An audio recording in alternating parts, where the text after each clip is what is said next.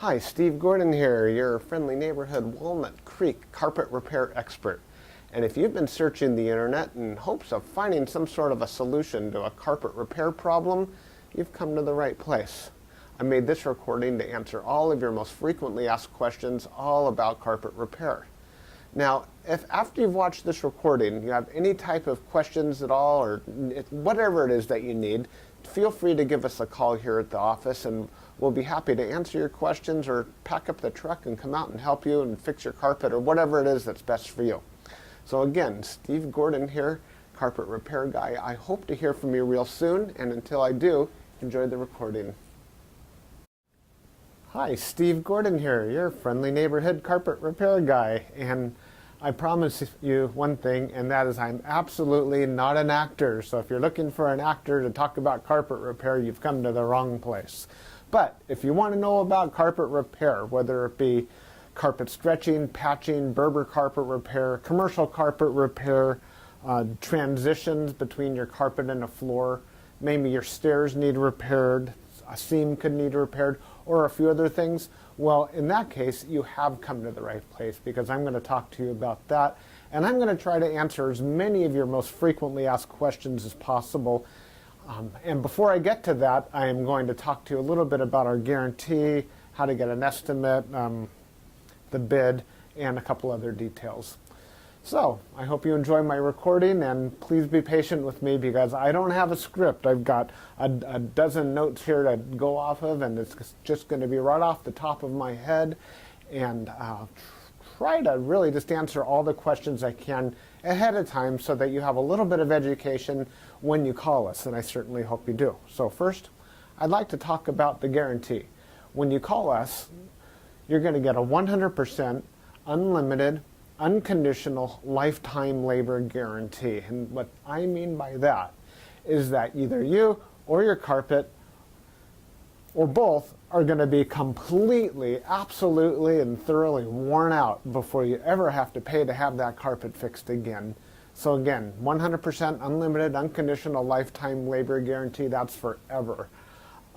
How you get your estimate in the first place is after you watch this recording, give us a call here at the office, and we're going to give you something like a phone guesstimate. We'll give you an idea of what you might expect to pay.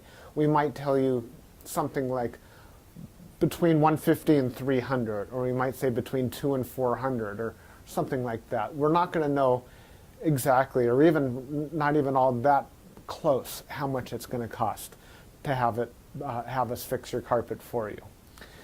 So if you feel like we're in the right sort of price range, then we're going to schedule an appointment to come on out and actually give you an absolutely free, no obligation bid.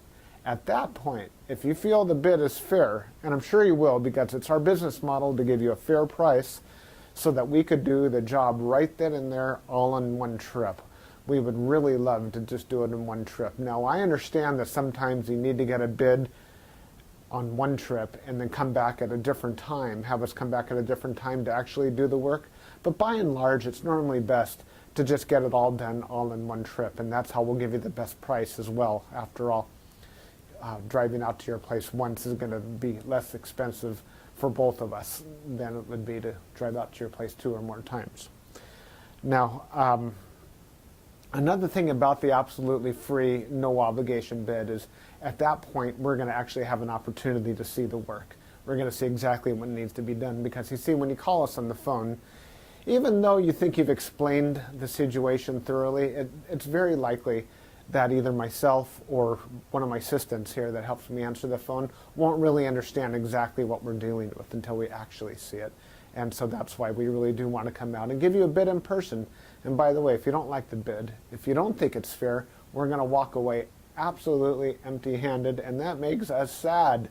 So sad, because we want to be out there, we want to fix your problem and put a check in our pocket and go off to the next one. After all, this is what we do for a living. This is how we feed our families. Speaking about money, please don't pay cash. We would really prefer that you pay with a check made out to Creative Carpet Repair, or use a credit card. You can call in the office with a credit card. So cash, it's against the agreement I made with all my contractors. Now, If you work with me directly, if I'm the actual contractor that shows up to your house and you want to pay me cash, I'm happy to take it. But for any other contractor throughout my entire company, please don't pay cash. Now, I want to talk a little bit about the carpet repairs. I've got a little bit of housekeeping out of the way. Let's talk about carpet stretching. Most people wonder why their carpet is all rippled up. So if you look out at your carpet and you see more waves than the ocean, or it's more rippled up than you can believe, and there's peaks and valleys in your carpet and you're getting seasick just looking at it, or if it's a trip hazard, there's a real good chance that your carpet was never stretched in tight enough to begin with. You see, whoever stretched your carpet the first time around more than likely didn't use a power stretcher. Now what a power stretcher is a pole that it butts up against one wall on one side of the room, and this pole runs all the way across the room to a head that's on the other side. And when we push down on this handle, the carpet gets stretched, and it gets stretched so tight that we have no doubt at all that we're going to be able to live up to that unlimited, unconditional lifetime waiver guarantee. That carpet will never ripple up again. You have my absolute word of honor on that. And if I'm wrong, we'll do it again for no charge at all. When we stretch carpet in a room, it's always best to have the room completely empty. We can empty the furniture out of the room for you if that's what you need, but more often than not, the customer will want to get as much as possible out of the way. Now, don't strain yourself. Don't go moving a giant king-size bed or a dresser that weighs, more than 10 elephants. That's not cool. We have special tools. We have these sliders that we can put underneath the legs of the furniture. So even if your dresser weighs a couple hundred pounds and it's harder than heck to move, we get those sliders underneath there and we can move that stuff around if that's what we need to do. So don't strain yourself moving the furniture. Also, if you have a king-size bed and it's just completely unreasonable for whatever reason to move that bed, quite often we could stretch the carpet in that room without moving the bed. It's a lot more work. Those poles that I spoke about, they go actually underneath the bed, so we stretch the carpet right underneath the bed to the other wall. And it's a lot harder. It takes us a lot more time and effort, but it can be done. So that's a little bit about carpet stretching. We use a power stretcher. We don't just kick it in with our little Susie Homemaker little knee kicker, and it leaves a little bit of extra carpet at the end. We cut off that excess, and you'll see how much carpet we cut off when we're done. We throw it in a bag, and we tuck in the carpet along the edge, and boy, life is good. It looks so much better. One thing that you might be aware of when we finish, though, is if you had large ripples, the carpet could be soiled along the top ridge of those ripples more than at the valleys, and that makes sense. Where you're walking, that's where it's going to get more dirt. So after you stretch the carpet is a real good time to have the carpet cleaned. Also, the carpet's out of the room, and the furniture is out of the room, and it's just a great time to clean the carpet. It looks a lot better at that point. Mind you, like I said, this is unscripted, so I'm just going to talk to you about carpet repair. Now let's talk about Berber carpet repair for a minute. Berber carpet repair has rows. Well, Berber carpet has rows. And actually the word Berber carpet, or the name Berber, it isn't exactly accurate. Berber carpet actually comes from a place out in the Middle East, country or countryside, where the area is called Berber, the Berber people or something like that. Anyhow, it's a very expensive rug, Berber rug. That's the actual meaning of the word Berber rug.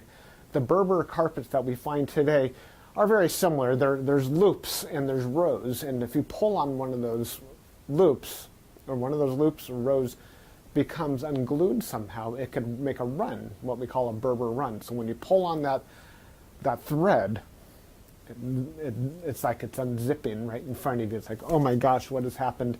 I've got this zipper run going all the way across the room. Now your higher end Berber carpet, that doesn't likely happen. It almost never does. But the lower end, middle of the road and lower end Berber carpet runs all the time. So when we fix a Berber carpet, what we're going to want to do is take out the bad area and patch a new piece in there. Sometimes we could actually weave a little bit of some new loops right into the place where that carpet has come unfurled. But more than likely, we're going to want to put in a Berber patch in that area. One reason that Berber comes apart at the seams is because the carpet was never sealed at the seams well enough to begin with. Your carpet installer that originally installed that carpet was supposed to use a latex sealer or even a glue gun or something to seal the edges of the carpet. Now, if they don't seal the edges of the carpet, that's one reason that Berber carpet is going to unfurl like crazy. So when we put in a patch or fix a Berber carpet, that area gets sealed. Now, we give the unlimited, unconditional lifetime waiver guarantee on Berber carpet as well. But mind you, just because, let's say you have a 12-foot seam and we fix 3 feet of it, that's the part that we guarantee. The rest of the seam we're not going to touch.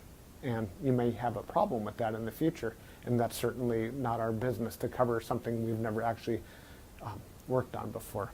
Now, after Berber carpet patching, I'll just talk about carpet patching in general. And this includes the Berber.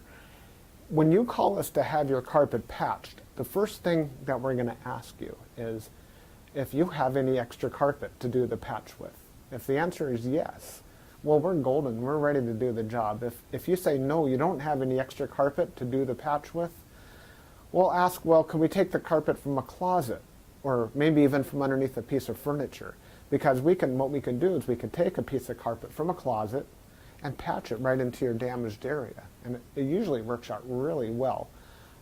Most people would rather have a piece of carpet missing out of their closet than have a terrible, nasty area in the middle of their room where they'll see it all the time. After all, inside the closet, you usually have that covered up with shoes and old photographs and baseball bats and everything you've ever collected in your life.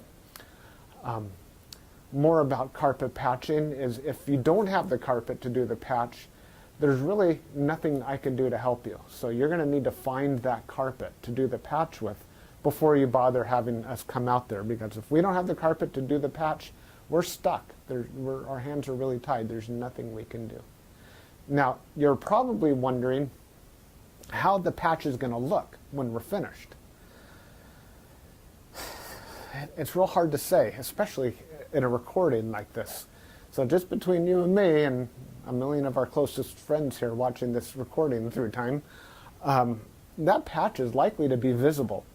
You see, if you take a piece of carpet that's never been walked on, it's never been soiled, it's never seen the light from the window coming in so it hasn't faded out, and you take that brand new looking type of carpet or piece of carpet and patch it in to an area that has been worn, it has been soiled, it has been faded out by the sunlight, well, certainly you're going to see the difference between the new carpet and the older carpet because it's patched right in the middle there. Certainly it's going to look a lot better than the situation you probably have right now, but patches are visible. Another reason a patch might be visible would be because, well, thick carpet, thick nap or plush carpet hides the seams quite well. Short nap carpet, like a Berber carpet, for example, or any of the commercial type carpets, they're very short nap. They show the seams far more. Another thing is that the rows have something to do with it. When we cut a carpet in the same direction as the row of the carpet, well, those seams are by and large less visible than the seams that we cut that cross the rows. When we cross the row, well, it's unavoidable to do that if that's what we have to do to make a patch. And those seams stand out a little bit more than the ones that go along with the rows. So carpet patching, that's what we specialize in. We could absolutely do that for you. Have the carpet available for us, and we also back up our patches forever, just like everything else, just forever and ever and ever. That patch will never come up. After patching, well, we could talk a little bit about pet damage also when we talk about patching. If you have an animal, a dog or a cat, or I've even seen it's been a bunny or a few other animals that have actually gotten locked behind a closed door. What'll happen is they'll get that separation anxiety and they'll try to dig their way out and they'll just rip the heck out of the carpet. That's one of the main reasons we'll do carpet patching. If that's the case, well, certainly it's just like any other patch. You supply the carpet, we'll put it in. However, if that animal didn't tear up the carpet, if they actually urinated on the carpet, there's a whole other thing we can do about that, and I'm going to need your help for that. what we'll do is we're going to ask you to go to the pet store or go online and buy twice as much of a product as you think you're going to need, maybe 4 times as much, to actually kill the odor. Now, the product I'm talking about is actually an enzyme, and what we'll do is we'll pull back the carpet, we'll remove the padding, clean the floor, and you'll pour this enzyme onto the floors underneath it all. And that enzyme will eat up all the proteins that contribute to the smell of the urine in your carpet. Then we'll put in new padding, and you'll pour that enzyme cleaner all over the backing of the carpet as well at that time. I'll reinstall the carpet, and then one more time we'll use that cleaner and we'll just soak that area of the carpet with that enzyme one more time. And that's likely to kill the scent altogether. That smell should be completely gone. If not, it's probably because your animal found another place that you don't even know about, and I'm sorry about that. There's nothing we could do about your animal.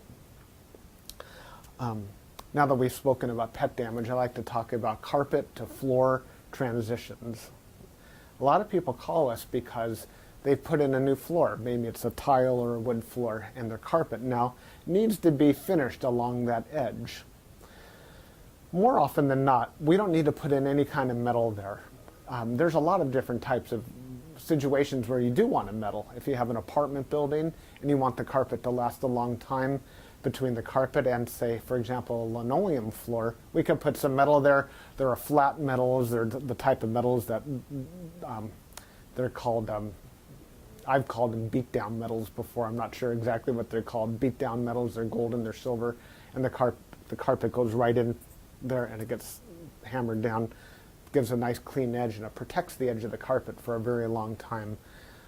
But if you're like most homeowners, that's not why you're calling us for a transition.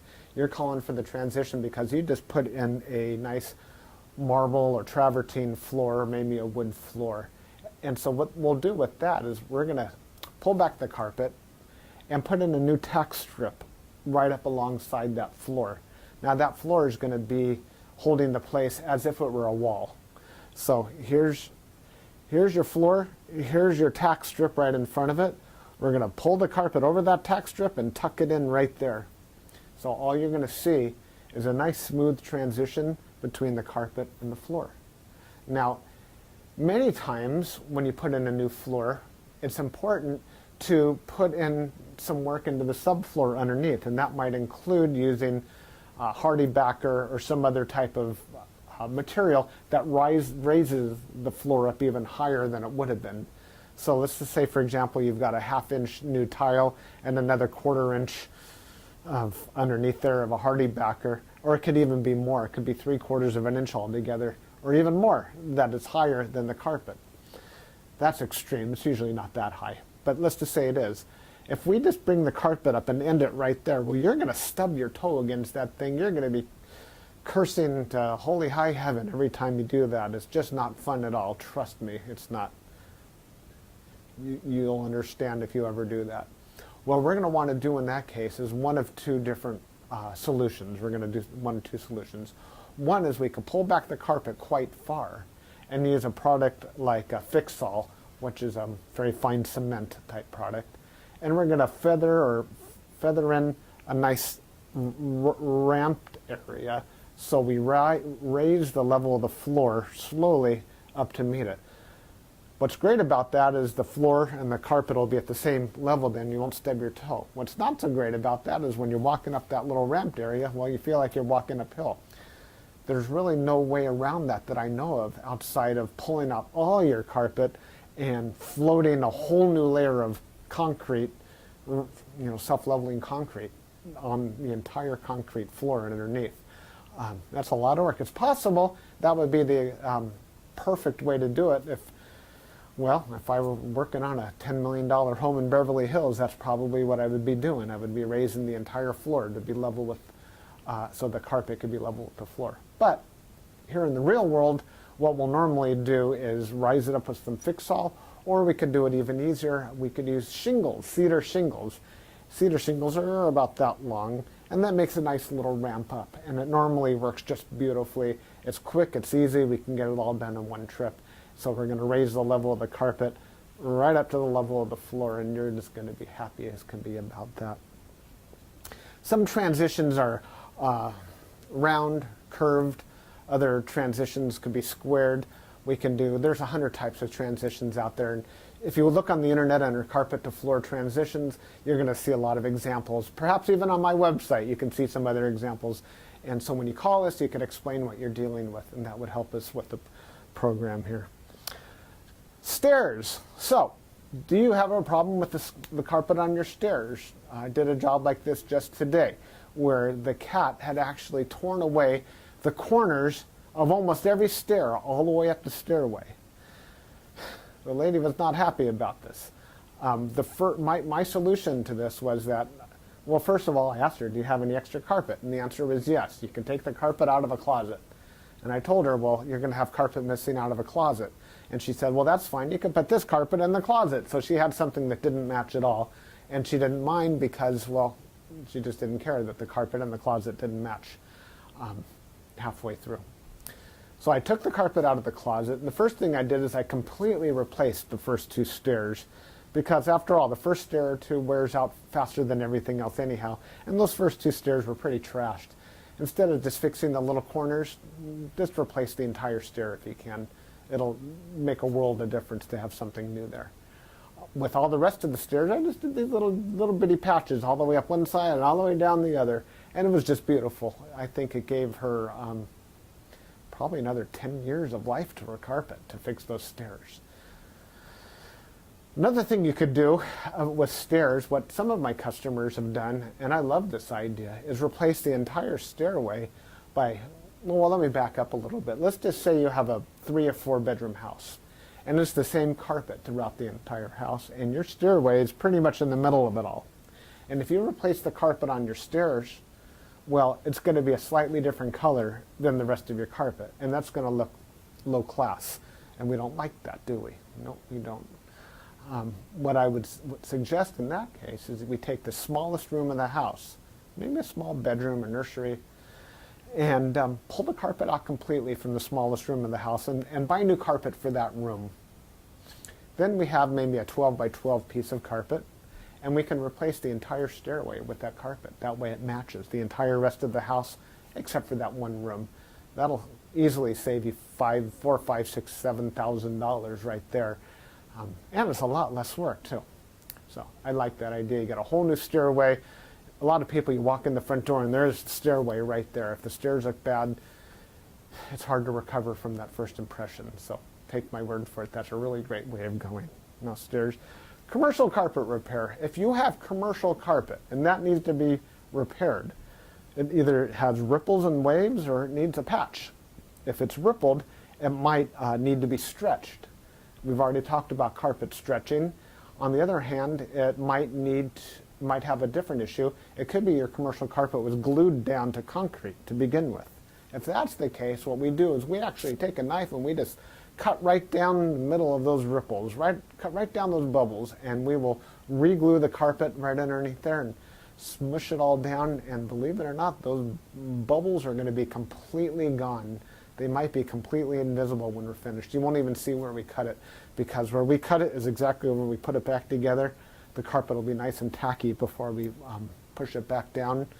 It's a great solution. But if the carpet needs to be stretched, well, we have to get the power stretcher out, and we'll fix it up that way. Now, if your carpet in your commercial building, say you have an office, is because, let's just say that you removed a wall between two rooms. If that's the case, you may have a strip of carpet that's missing. It's always a great idea to just get a completely different color. So if you have blue commercial carpet, go get a piece of red or black. Just something completely different, because a patch going all the way down through the middle of the room that's just a little bit off, it looks low class again. But if we put a strip of red down the room, or burgundy or black, people walk in and they go, oh yeah, these people have got some class. They got a decorative idea. So that's just my opinion. Use a completely different color if it's something goes all the way across the room. Now if it's just a patch, a small patch for whatever reason, and you have a little extra carpet, we can always patch it in with whatever you have. Seam repair. Good news and bad news. The good news about seam repair is that we can make your carpet so the seam doesn't keep getting worse. The bad news is that if it looks bad now, it's probably not going to ever look good again, regardless of what we do to it. Seams have to be done properly the first time. You see, when we seam a carpet together before it's installed, we'll use a straight edge and we'll cut down both sides of the carpet, and then we're going to seal the carpet on both edges, and then we're going to seam it together, and it'll be perfect. When it's completely cooled down, then we stretch it in. If we go back and try to open up the seam and cut that carpet off and try to bring it together, the chances of it ever looking better are right around 0. So I'm sorry to tell you that your seam repair, we can make it possibly look a little bit better. We can make it stop getting worse. We can make it not be a trip hazard any longer.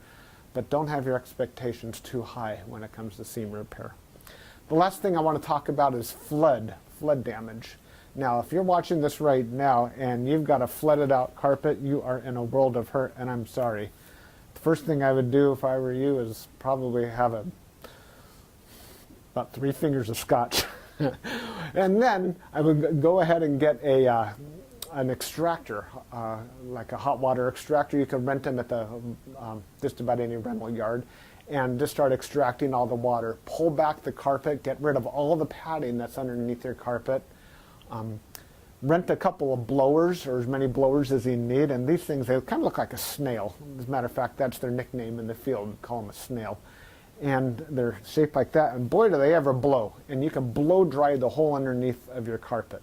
Set it up and get the carpet completely dry. At that stage, that's when you call us, and we can supply new padding, put a new pad, reinstall your carpet, clean the carpet for you if you're in an area that we do carpet cleaning, and life is good. You can put your furniture back and you'll be happy again.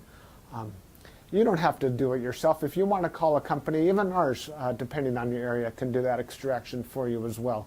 Now, if it's really flooded, I mean, seriously, like you're ankle deep in water, don't even bother. It's beyond almost everybody's ability. That means that your baseboards are all going to be all wet.